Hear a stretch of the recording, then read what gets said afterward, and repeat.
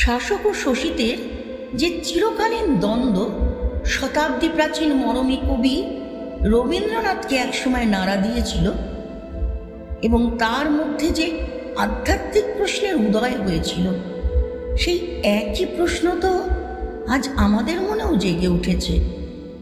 কারণ সে প্রশ্ন যে যুগে যুগেই ভারী প্রাসঙ্গিক। কেন এ হিংসা দেশ? কেন এ ছদ্মবেশ? কেন এ মান ও অভিমান?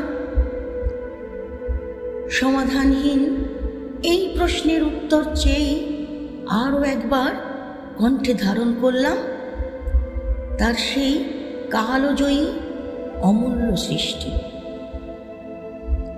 প্রশ্ন, রচনায় বিশ্বকবি রবীন্দ্রনাথ ঠাকুর। ভগবান, তুমি যুগে যুগে দূত পাঠায়েছ বারে বারে দয়াহীন সংসারে।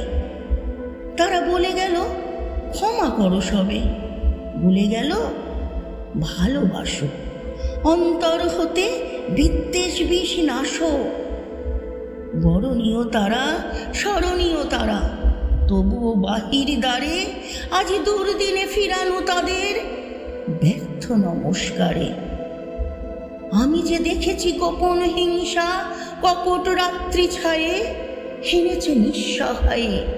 আমি যে দেখেছি প্রতিকারহীন সত্যের অপরাধে বিচারের বাণী নীরবে নিভৃতে কাঁদে।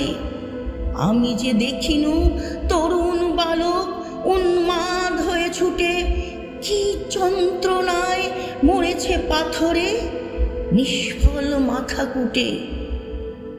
কণ্ঠ আমার রুদ্ধ আজিকে, বাঁশি সঙ্গীত হারা।